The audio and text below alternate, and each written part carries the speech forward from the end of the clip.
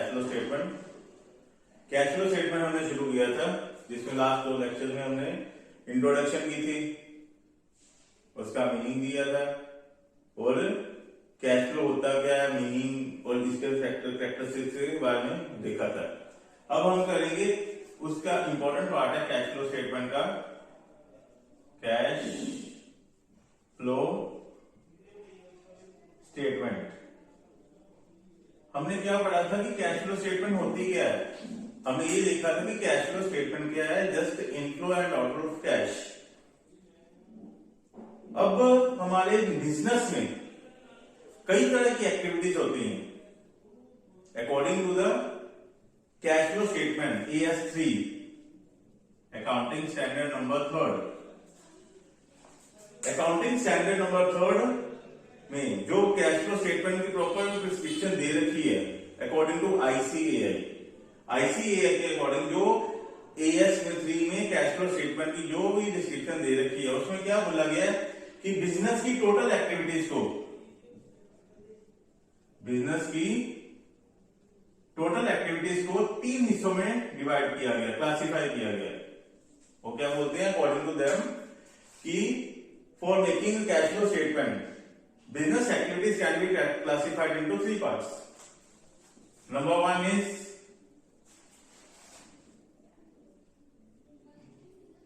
operating activities.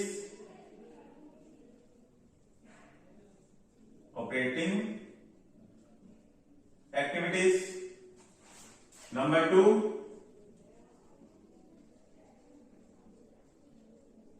investing activities. And number 3 is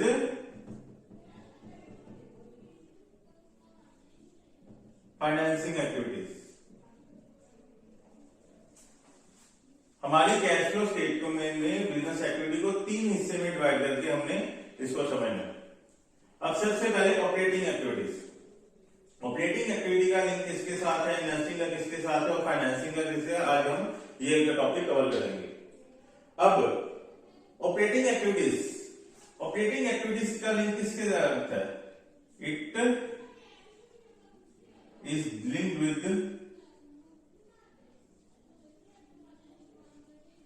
daily day to day operations of the business.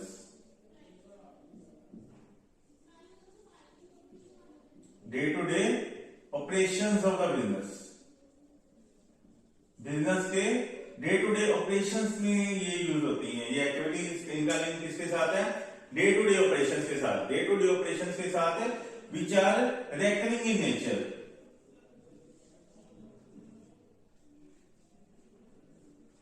Recurring in nature, recurring in nature का मतलब है कि वो जो लगातार हमारा डेली रूटीन का बिजनेस करने के लिए लगातार चलता रहता है, रेकरिंग इन नेचर है, रिपीटिंग इन नेचर है। जैसे हम डेली अपने शॉप पे या अपने बिजनेस में डेली परचेजिंग करते हैं, सेल करते हैं, वेजेस पे करते हैं, सैलरी करते हैं, डेली हर महीने का महीने रेंट जाता है, हर महीने का महीने सैलरी जाती है, इलेक्ट्रिसिटी का चार्जेस पे करते हैं, ये यानी कि ये हमारे डे टू डे ऑपरेशन है।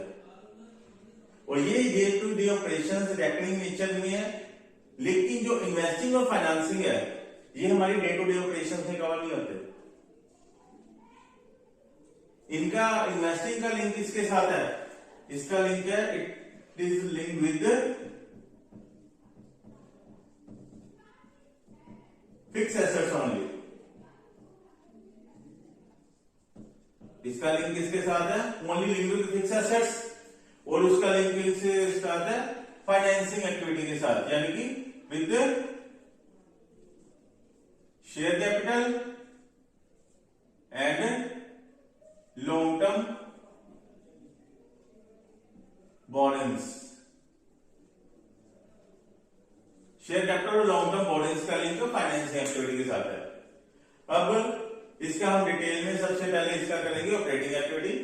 ऑपरेटिंग एक्टिविटी में कौन कौन से कहां से पैसा आता है, कहां से जाता है। ऑपरेटिंग एक्टिविटी के अकॉर्डिंग हमारा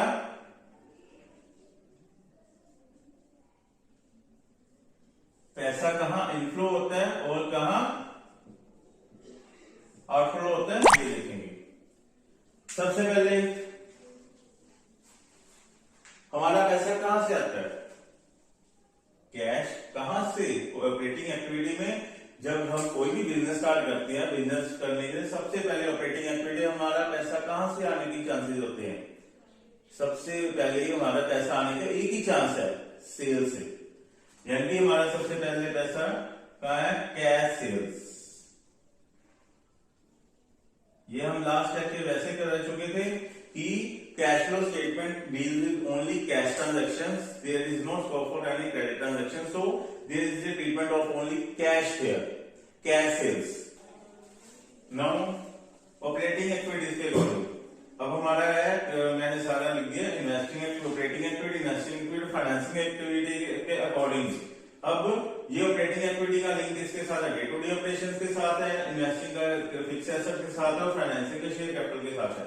अब ऑपरेटिंग एक्टिविटी का सबसे पहला पार्ट है कि हमने पैसा कहां से आता है? कैश फ्लो से आता है, या कलेक्शन फ्रॉम डेटर से आता है, या कमीशन रिसीव्ड या रॉयल्टी रिसीव्ड से आता है। ठीक है, ये वाला ये पार्ट है, यहां से ऑपरेटिंग एक्टिविटी से पैसा आ रहा है।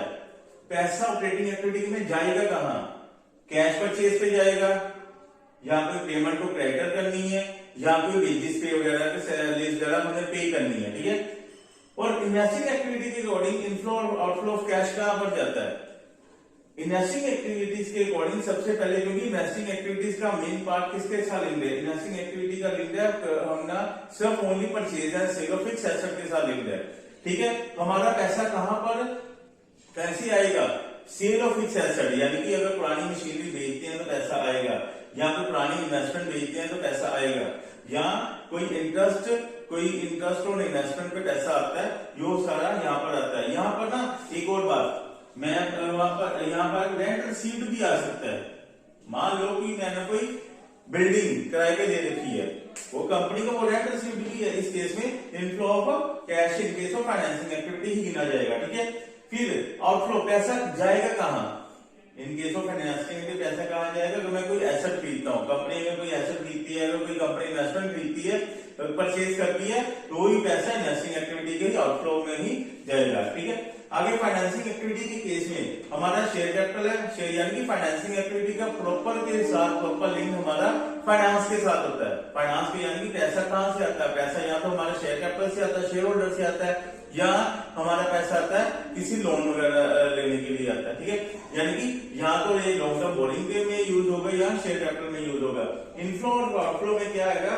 सबसे पहले issue of new shares, issue of preference shares, issue of new debentures, या कोई raising of loan from other, किसी से भी लोन लेना है लेकिन वो लॉन्ग टर्म लोन होना चाहिए, तो हमारा फाइनेंसिंग एक्टिविटीज में आएगा। ठीक है, और आउटफ्लो पैसा जाएगा कहां?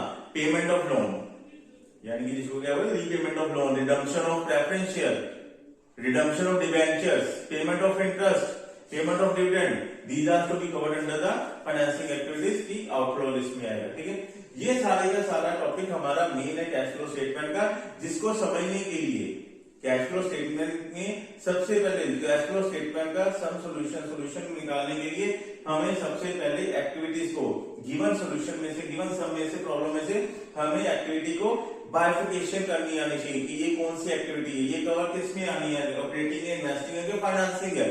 ये हमारा हो गया तो हमारा 20 to 40% काम वहीं पर हो जाता है। ठीक है, अब इसका प्रैक्टिकल पोर्शन हम कल करेंगे। ठीक है, till then bye, okay, thank you.